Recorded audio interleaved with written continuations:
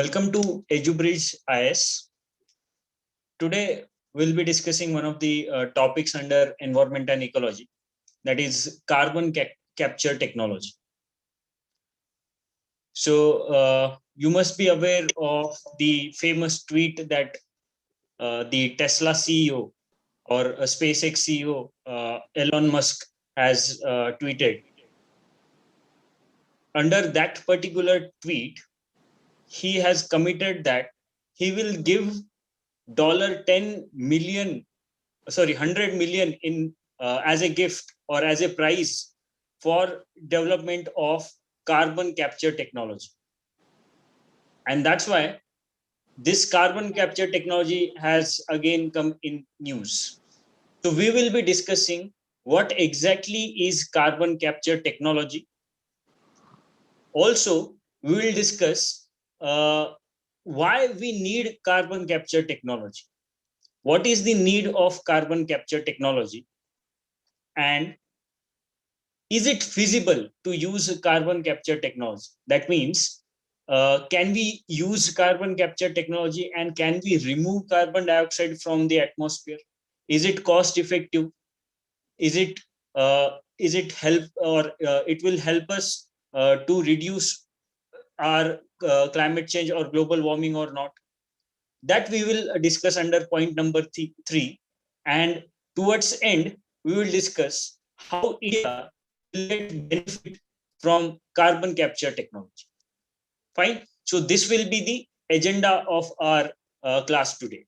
Firstly, we'll discuss what is carbon capture technology, then why it is creating buzz and how it is relevant in 21st century to achieve various goals that are being defined under climate agreements. Then we will discuss the feasibility of this technology, and towards end we will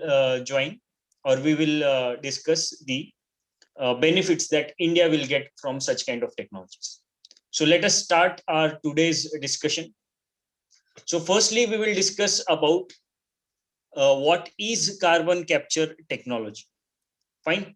So as the name suggests, carbon capture technology, what this technology will do, it will try to capture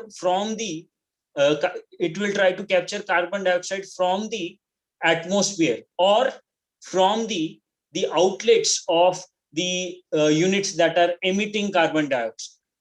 Fine. So it is a technology designed to capture CO2 emissions from combustion of fossil fuels. So what we will be doing with this technology, we'll try to capture CO2. Fine. Also, once we capture CO2, we need to store it, and we cannot store CO2 in its gaseous form. So what we need to do, we need to convert this captured CO2, which is in the gaseous form, in the liquid form. Fine. And once we convert gaseous form of CO2 to its liquid form, then we can transport that liquid or fluid CO2 through pipelines, and we can store it in various geological forms. For example, the unused mines can be used for such kind of storage. Fine. So what it is a technology to capture CO2 which is being emitted from the burning up of fossil fuels. Fine. And the proponents of this technology, they are saying that it can absorb almost 85 to 95% of CO2.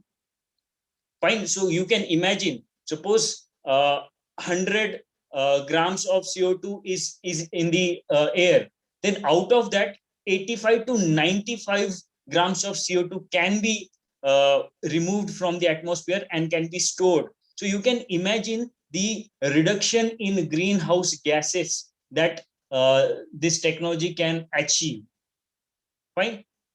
Also, as we are storing or as we are converting gaseous CO2 into fluid CO2, that fluid CO2 can be used for various industrial processes.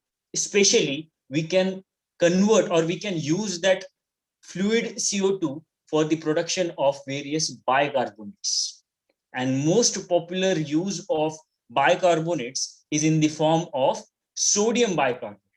Sodium bicarbonate is used in fire extinguishers, right? So as we are converting this gaseous CO2, which is a greenhouse gas, I hope you must be aware of greenhouse gases. Greenhouse gases are those gases which lead to global warming. They absorb the terrestrial radiations that are emitted by Earth, and because of these greenhouse gases, the life is possible on the surface of Earth. But what has happened, because of increasing human activities, because of increasing use of fossil fuels, the amount of these greenhouse gases in the atmosphere has increased. And because of this increase, the excessive global warming is taking place, and that is leading to various effects like melting up of glaciers, rise in sea levels, and so on.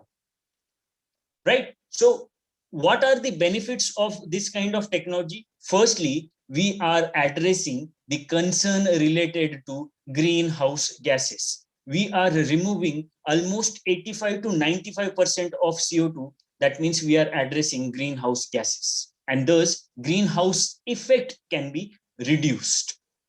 Fine. So that is first benefit. Not only this, as we are converting it into liquid CO2, that liquid CO2 can be used in various industrial processes, as I have mentioned earlier. For example, in the making of bicarbonates, and those bicarbonates can be used in various applications. Most famous being sodium bicarbonate. You can see in this slide, sodium bicarbonate is used in fire extinguishers. Fine. So I hope the technology is clear for you, means what this technology is meant for is clear to you. Fine. And one more point. See, this is the concept of this technology. And as Elon Musk has announced prize for the development of most feasible method to achieve this goal of carbon capturing and storage, we can safely conclude that right now there is no best possible method to use this particular technology. And that's why that person has announced a prize money worth $100 million. Right? I hope concept is clear. Now we can move towards why it is creating buzz, why carbon capture technology is creating buzz, why it is important to achieve or to develop a feasible method to to capture carbon from the air and to store it. The most important point is given by the IPCC, Intergovernmental Panel on Climate Change, which is a think tank. It is a think tank, and it gives reports on the climate change, its impact, how it will affect in future, and what are the solutions. Fine. IPCC, which is a think tank, it has given one report in 2013-2014, and that report was its fifth assessment report. There were earlier 4 assessment reports given by IPCC, but in 2013-14 they have given fifth assessment report for climate change.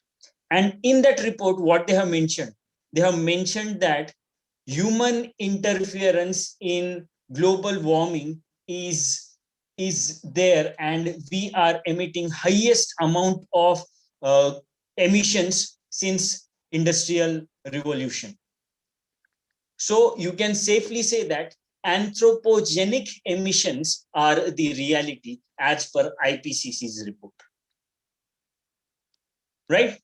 And what this report says, one more important point, it says that if we want to make sure that by the end of this century, that means by the 2100, if we want to restrict global temperature rise by 2 degrees Celsius, then we can only emit 2,900 gigatons of CO2 since industrial revolution. That means since 1850 to 2100, we can emit only about 2,900 gigatons of CO2.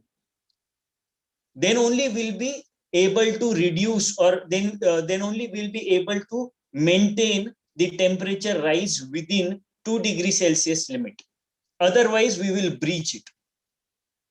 Fine. But it has also said that out of those 2,900 gigatons of CO2, we have already emitted 1,900 gigatons of CO2. And by 2011, we have done this by 2011. And we are right now in 2021. So you can imagine the number. It must be, or it can be around 2,400 gigatons of CO2. Right? So these are very alarming observations that IPCC has done in its fifth report. Fine.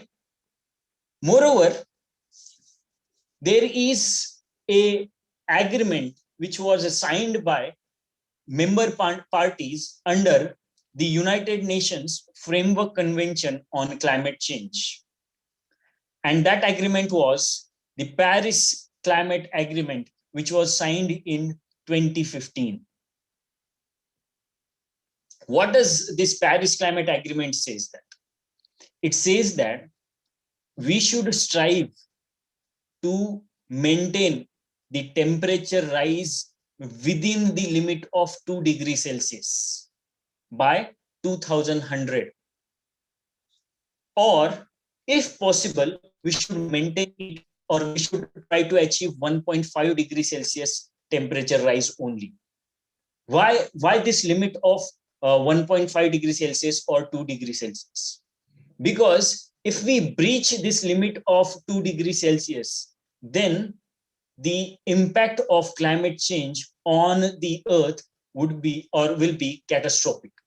It will be a catastrophic impact of climate change if we breach this 2 degrees Celsius limit. Fine. So under Paris Climate Agreement, the member parties committed that, okay, we will try to achieve, or we will try to reduce the temperature rise within 2 degrees Celsius. Fine.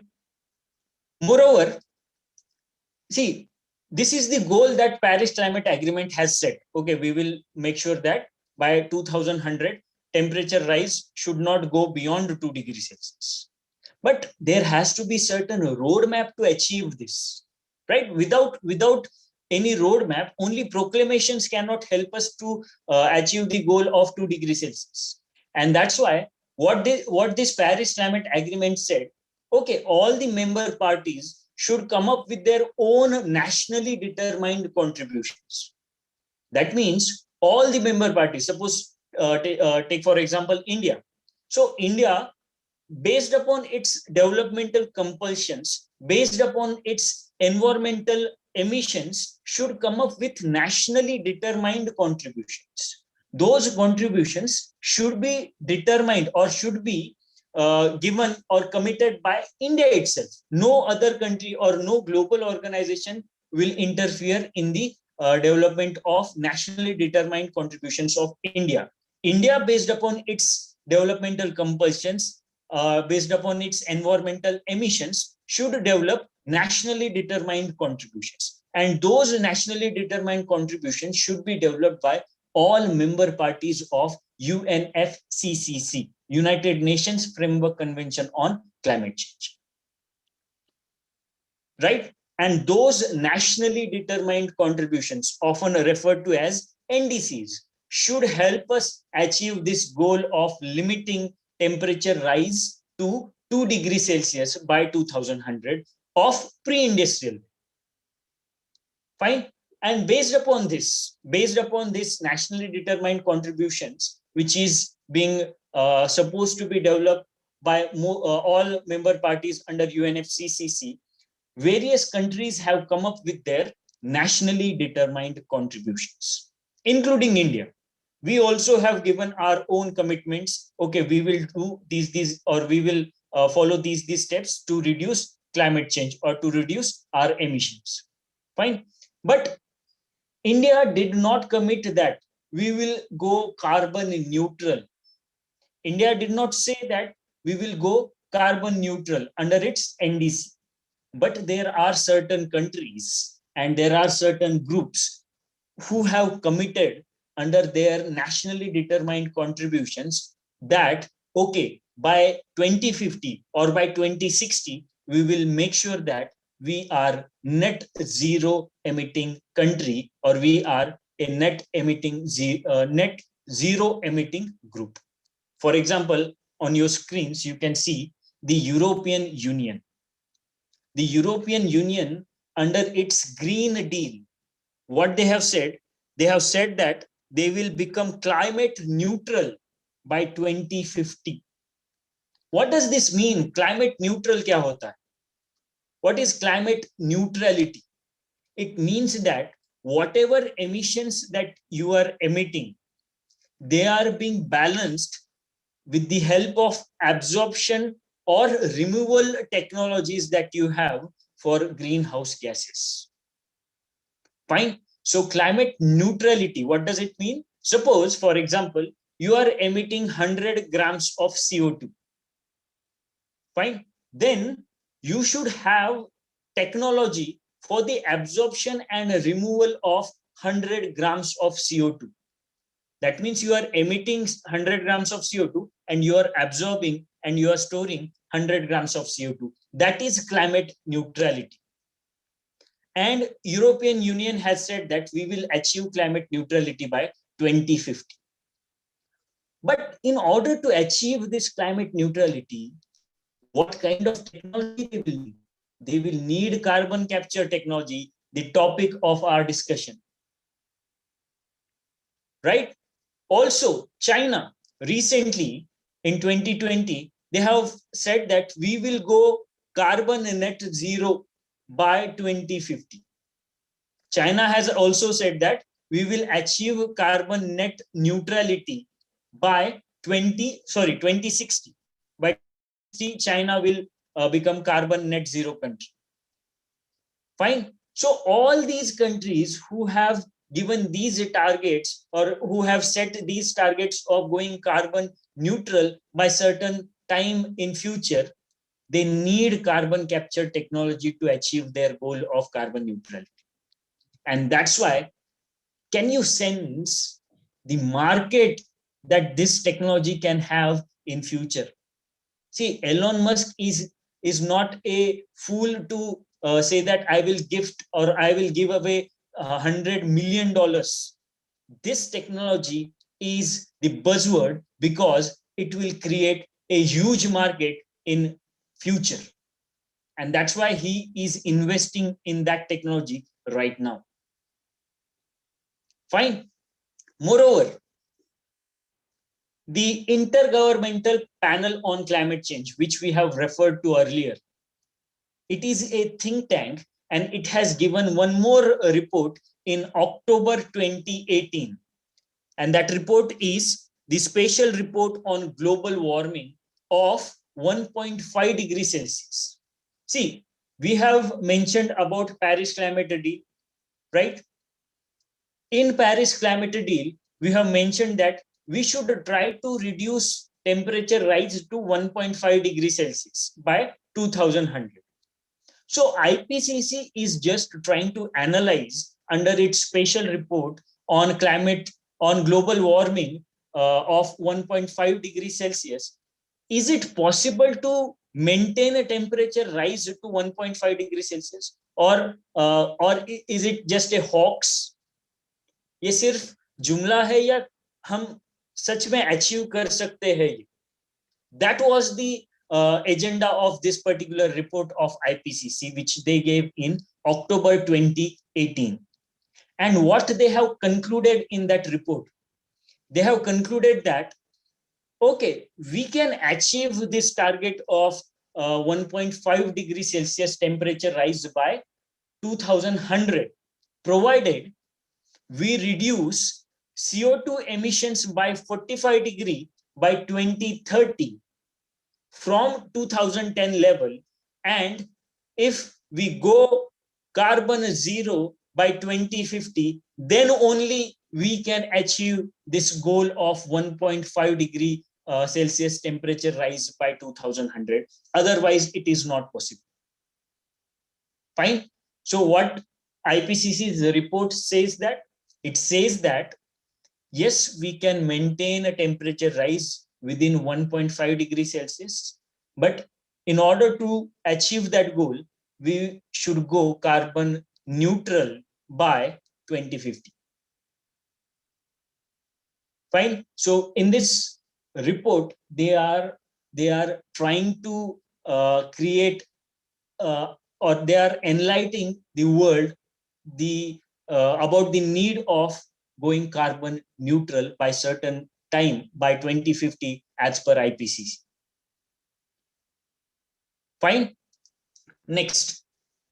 So these requirements of Paris Climate Deal, these requirements of nationally determined contributions of various countries have created buzz for this technology of carbon capturing.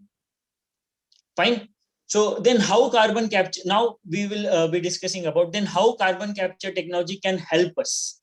Okay, these are the goals that we have set, and we have said that carbon capture technology can be used to achieve those goals. Now let us discuss how carbon capture technology will help us to achieve our goals. See, in order to reduce carbon emission, we will have to make sure that we reduce lesser amounts of fossil fuels, right? If we use less fossil fuel, then only we'll be able to achieve the reduction in carbon dioxide emissions. But there are certain industries like steel industry, cement industry, thermal power industry, they cannot do without fossil fuels. They need fossil fuels in order to operate. And for those industries, it is not possible to reduce their carbon emissions because of the nature of operations that are being carried out in those industries, as they need high temperatures to carry out their operations. Fine. For those industries, carbon capture technology will be a boon. Why? Because carbon capture technology do not ask them to reduce their fossil fuel use. What it asks them to capture the CO2 that they are emitting and to store that CO2. That is the aim of carbon capture technology. And that's why I'm saying that carbon capture technology will help these kind of sectors, these kind of industries like cement, thermal power, steel industries, which cannot cut down their fossil fuel use. Fine. So I hope this is clear how it will help us to carry out our developmental compulsions and also to address environmental problems. Fine. So it is trying to balance both.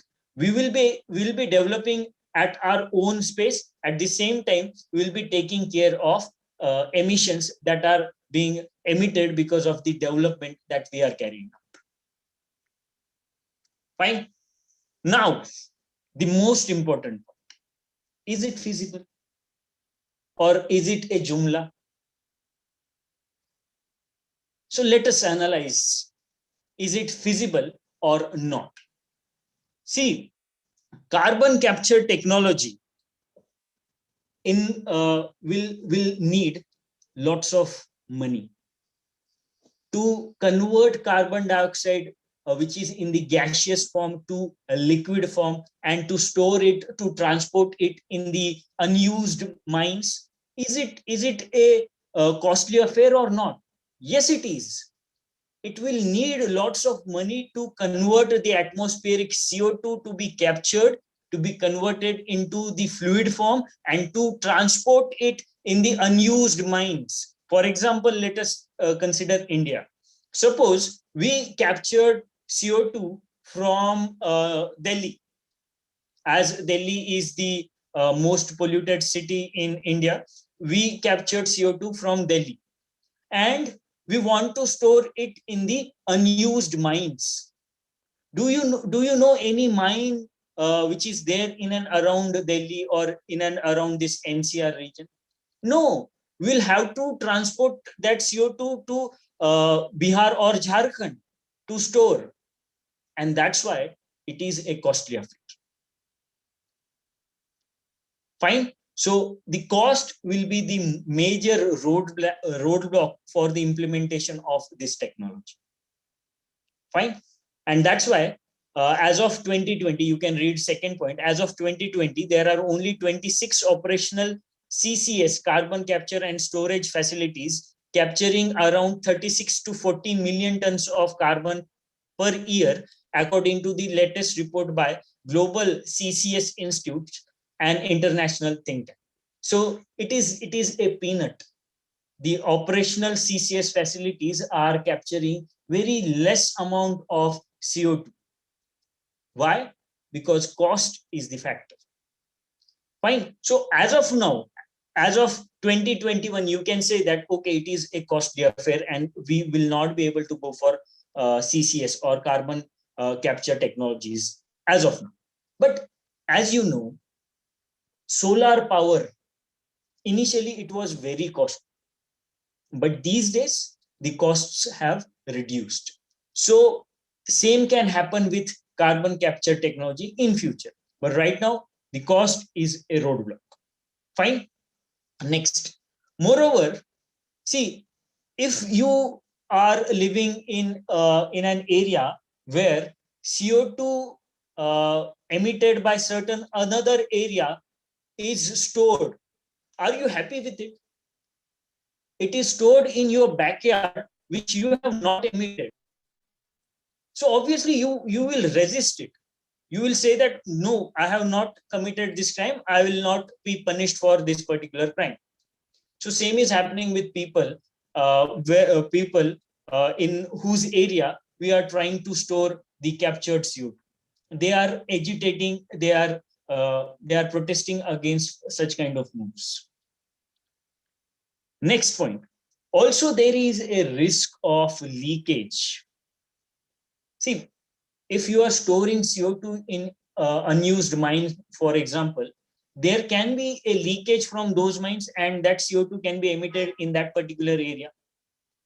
Fine. See, CO2 is not a poisonous gas, but if its amount increases in a particular environment, it may lead to health hazards. And that's why it is a greatest risk associated with carbon capture technology, that possible leakage from pipeline systems and storage sites, which may be either temporary or permanent leakages.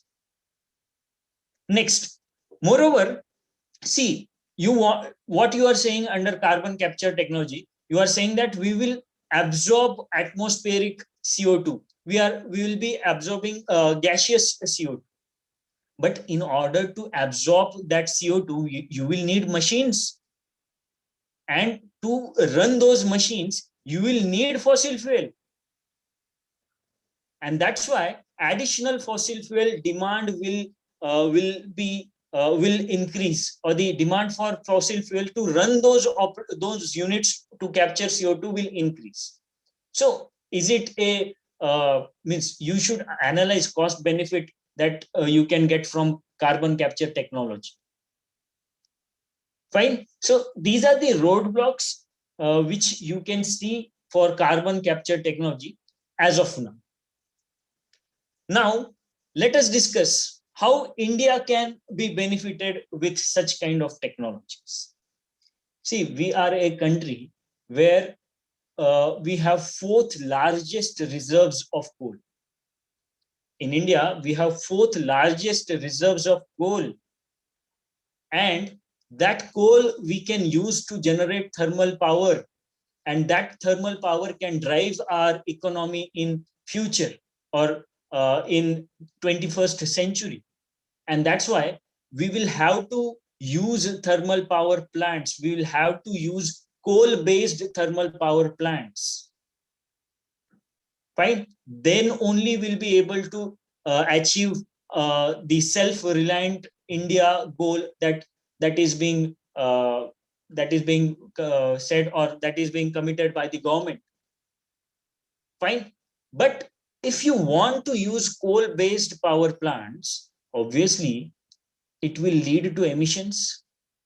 So in order to make sure that those emissions from those emissions from coal-based thermal power plants are being captured and are being stored, you will need carbon capture technology. Fine. So with this kind of technology, with carbon capture technology, we can make sure that we run our coal-based thermal power plants, provided we are capturing carbon from these coal-based power plants and we are storing it. Fine. So how we can benefit with CCS or carbon capture technology? First benefit is that we'll be able to use coal-based power plants to drive our development. Fine. Secondly, see, India, as it is a developing country, our infrastructural needs are huge. And for infrastructure, we need cement and steel. Those cement and steel industries also need fossil fuels. Why? Because their operations. I'm sorry for this technical glitch. So 1 second, I'm sharing that file with you. Okay, so we were discussing about how India can benefit from carbon capture technology. So in that particular point, I have discussed that we are the fourth largest reserve of coal. And in order to use that coal for our developmental purposes, we need thermal power plants. And those thermal power plants can keep on using coal-based coal for their operations if we try to remove the CO2 emitted from these coal-based thermal power plants.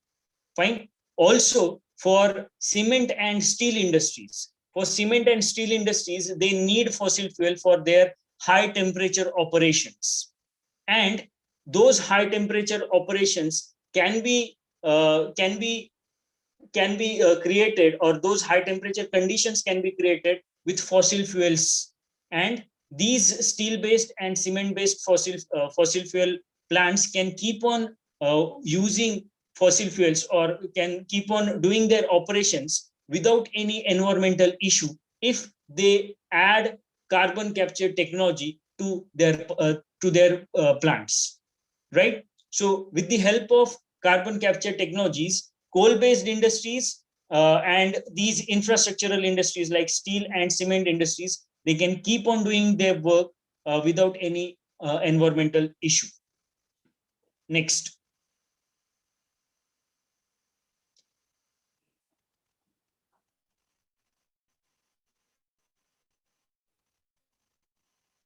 Moreover, see, right now, though carbon capture technology is just a nascent technology, but we can say that already there is a development in the carbon capture technology, and we can see that the Thoothukudi has already set up a carbon capture plant, and they are converting the gaseous carbon in the fluid-based carbon, and they are using that fluid carbon for making baking soda. Fine. Also, the government has come up and they have recognized the importance of carbon capture technology, and they have set up under the Department of Science and Technology, they have established a national program on CO2 storage research. Fine. So under the Department of Science and Technology, they have created a program where research will be carried out in this technology, carbon capture technology. Fine. So this is a future. Right now, it is just a technology which is emerging. It has not or its use is not widespread use as of now, but certainly 10 years down the line, you can say that carbon capture technology will be the technology which will help us to achieve our climate change, or the goals that are there for the reduction of climate change. Fine. So that's it for today's session.